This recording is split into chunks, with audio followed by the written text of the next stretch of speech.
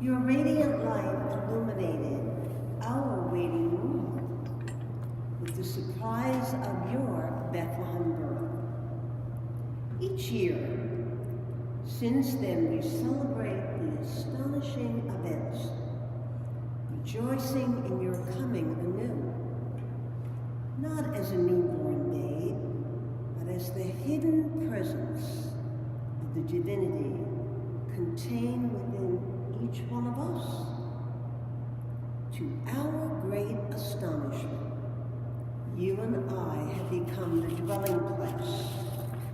We are now Jesus, Bethlehem. Now you are the treasure birth in the secret place of our soul. Now you are the light gleaming through our gestures of generosity and forgiveness and understanding and great wonderful kindness. Now you are the hope radiating inside the core of our holy courage. Now you will be the joy shining into the dark cave of any gloom. You will be the peace quietly entering into any anxiety. But you will always, Lord, be the love reflected within our humility. O Christ, light of all lights, star of all stars, dweller within these human homes, open our wandering minds, our hesitant hearts, so your endless goodness will radiate more completely in each one of us. We welcome you again and again with our human gratitude, our shaky trust, not only in the Christmas season, but all through the new year that awaits each one of us. I see Advent time, and I brought these quiet lights this evening as stillness. We're always waiting, aren't we? We're waiting and we're watching. Let this Advent season, though, arrive in your spirit and your heart with wonderful hope to be changed, to be transformed into the birth of Jesus. In your ordinary life, and that's how we live life, don't we? We're very ordinary. But let love arise in our heart. Prepare your heart every day to welcome the Lord, who comes to us every day in the stillness, in the dawn of the winter sunset. When we welcome the Lord into the manger of our open, gentle, believing heart, and notice what I said, gentle, believing heart. Let us be aware of the present moment, the now moment of life, to look at each week and each day of Advent as an unfolding of God's journey within our life.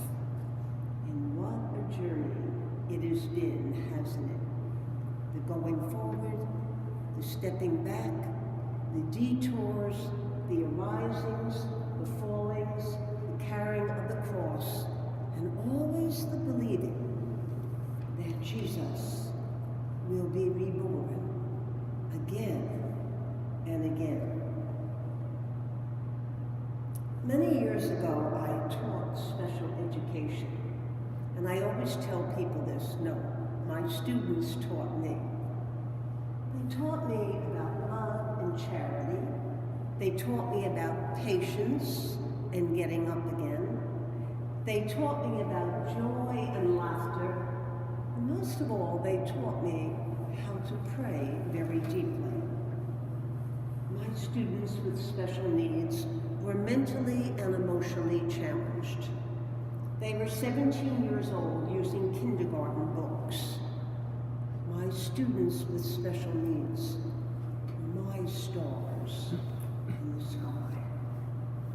They were the Bethlehem light that led me to understand the meaning of life, the getting up again and again, the reverencing all of life, the giving birth to even the struggles that say to us, you are Christ reborn. One day I gave a religion lesson and I was complimenting myself quietly, though, what a great lesson this was. They all seemed so happy. And one student comes up and he knocks on my desk, Sister I want to talk to you. I said, what do you want to talk about? He said, I want to tell you something and you won't like it. I looked at him, tell me. I'm mad at God today.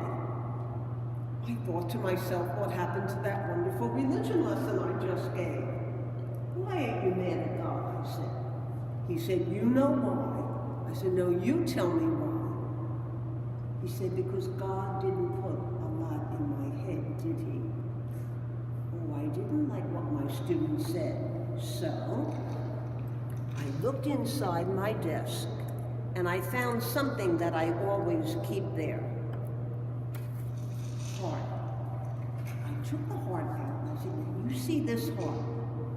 You have a big heart. It is the heart of Jesus' love.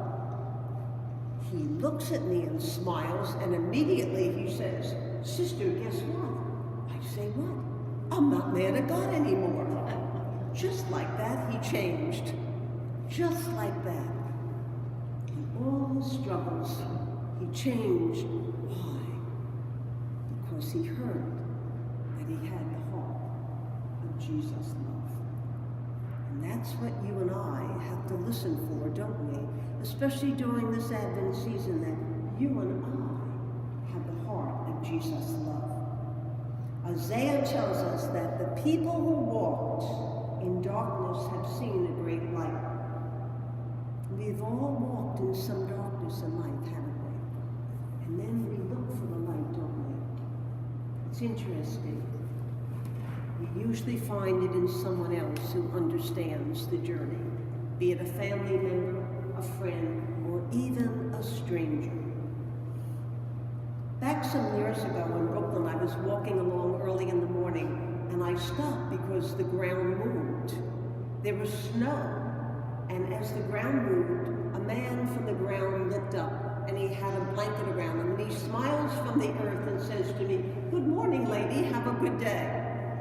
I stop and think, look at this man so happy laying on the ground under the snow. I said, good morning, sir, how are you? I'm very fine, but ma'am, do you have 4 quarters? All my quarters are in my car, but I had a dollar bill, which equals 4 quarters. I hand him the dollar bill, he says, no ma'am, I want 4 quarters. Sir, I don't have 4 quarters. I tell him then that 4 quarters equals the dollar bill, and he smiles. I said, in that store there, you can get the quarters. He looks at me and says, I'm afraid to do that, ma'am. Somebody has to stay with my belongings, which were in a car. I said, sir, I will stay with them. He says, ma'am, I don't trust you. Now, I think I'm trustworthy, and that I look trustworthy. Oh, I said, sir, I will stay right here.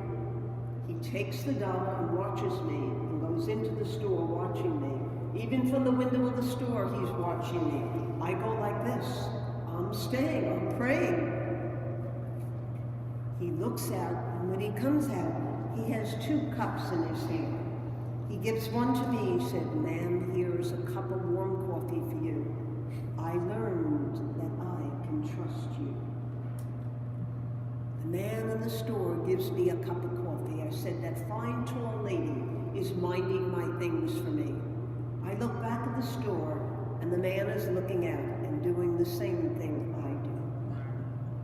He's offering a prayer. I say to the man, I'm so glad that you learned to trust me. You said it didn't take long when I saw your hands in prayer together. I hear this from a homeless man on the street. We can trust when we pray.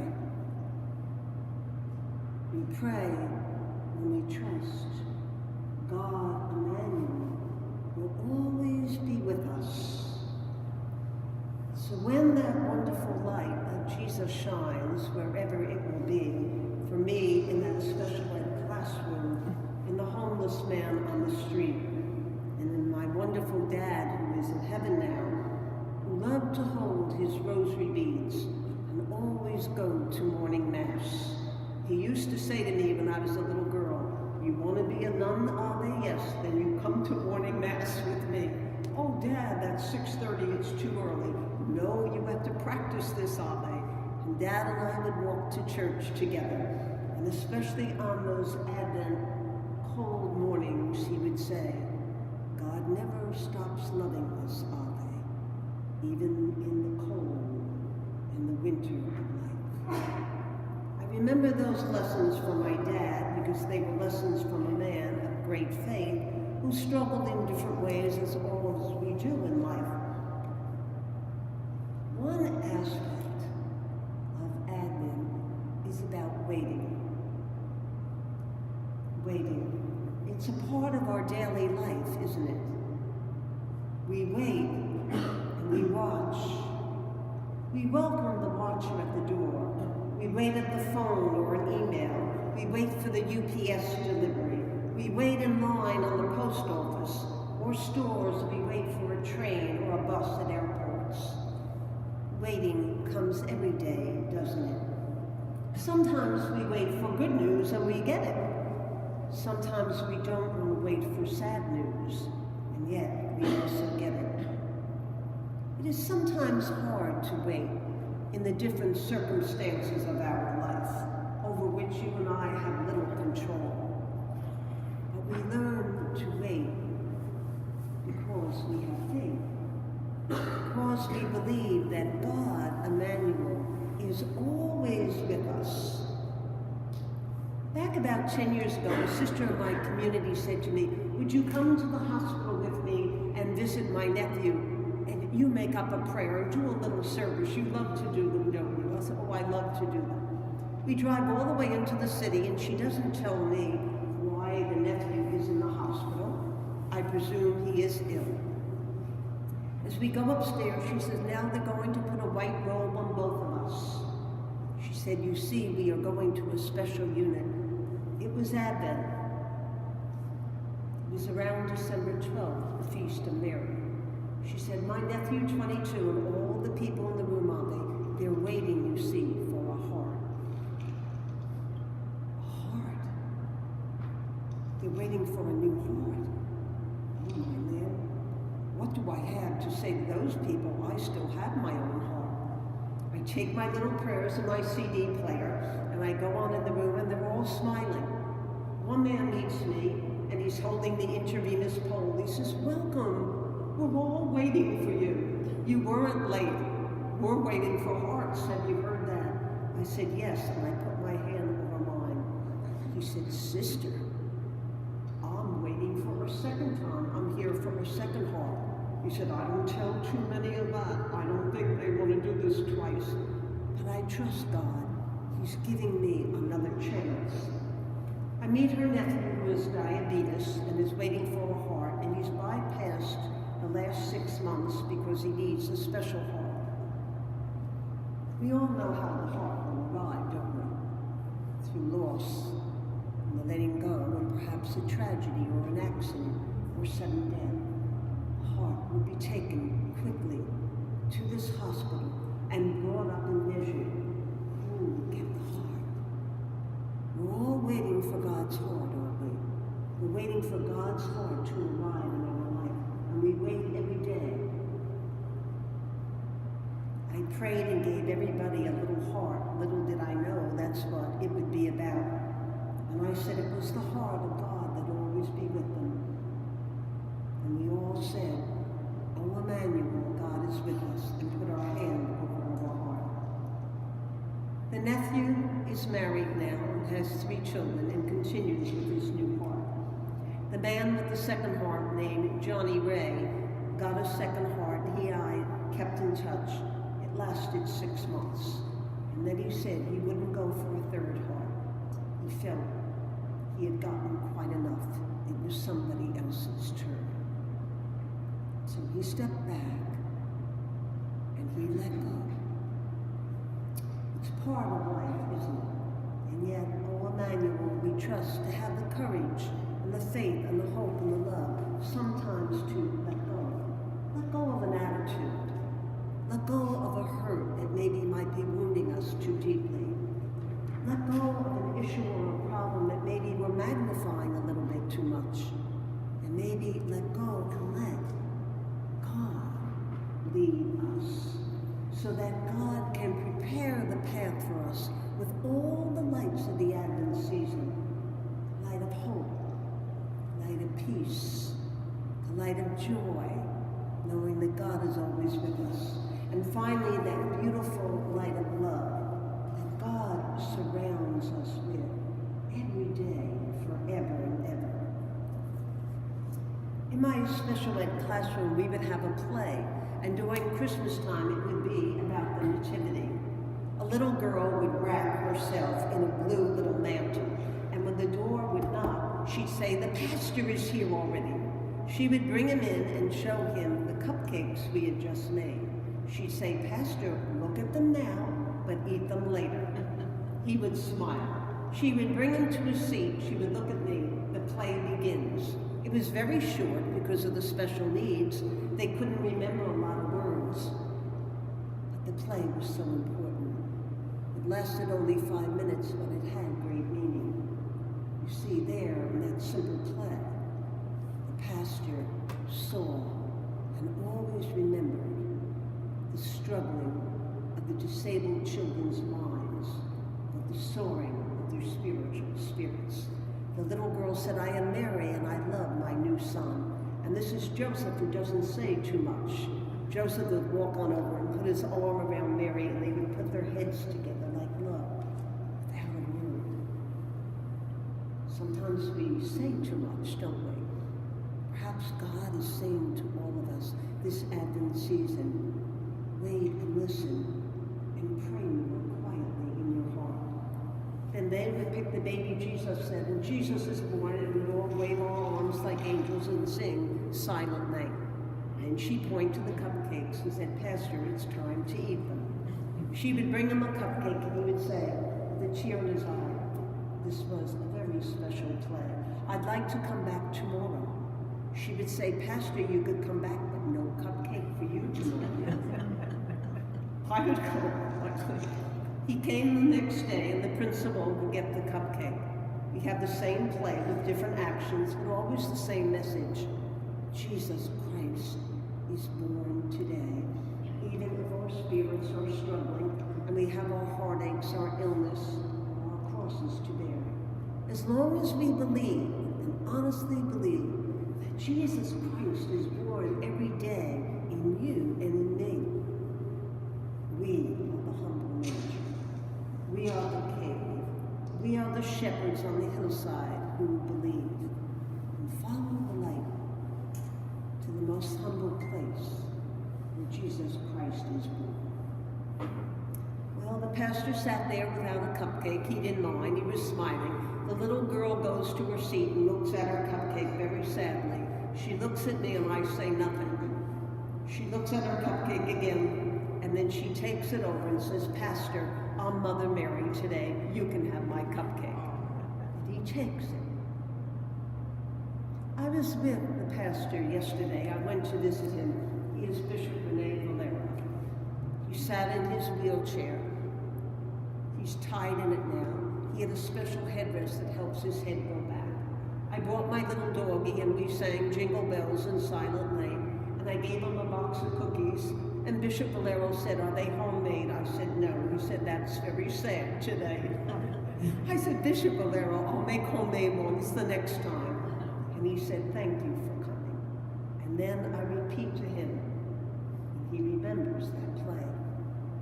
He said, "What I remembered wasn't the cupcake. I remember her sharing and giving all that she had. I remember her blue little robe that she had on. How happy she was to be Mother Mary. That was a great day. I remember it. Thank you for visiting today." So we are reminded, aren't we, in all the human conditions, all of us experience. Maybe some more than others. Perhaps we are the caregiver. We are the person who is struggling to care.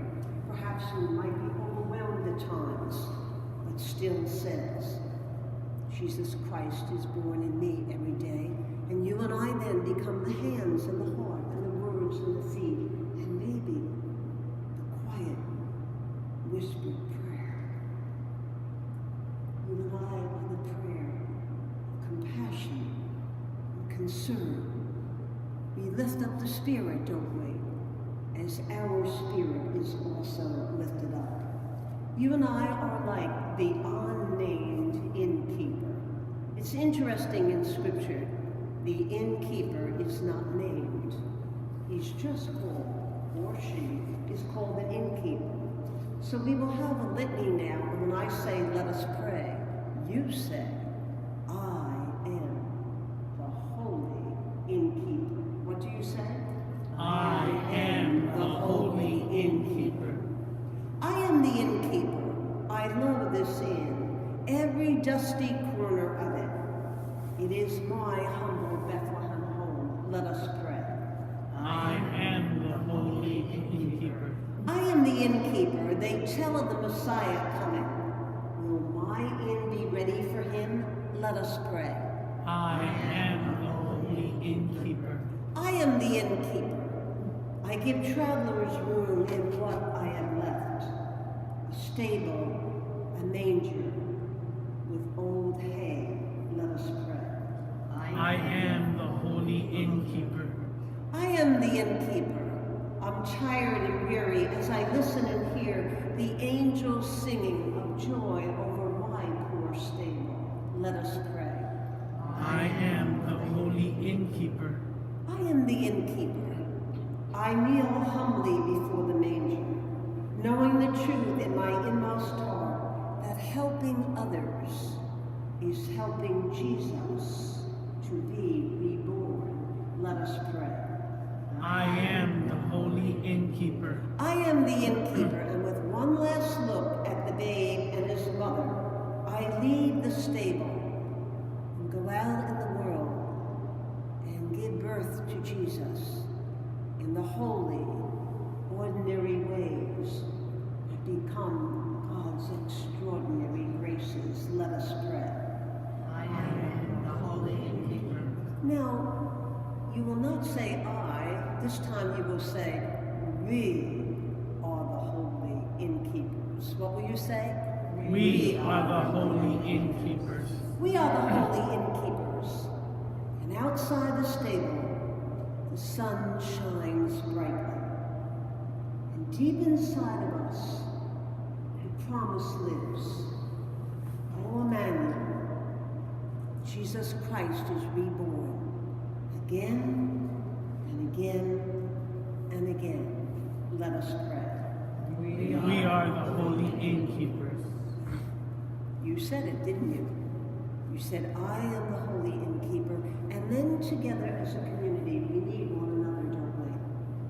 To know Jesus' love. But Advent is about preparing our hearts, opening them up in new ways, and getting a new heart. You and I can change. We can be different tomorrow than we are this evening.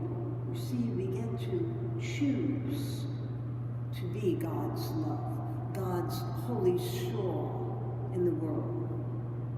A new heart sounds like a good idea, Lord. A new heart that is whole, healed, and mended. A heart that's free of burdens. A heart no longer haunted by painful memories. A heart softened by compassion and generosity. The rough edges of selfishness finally smoothed away.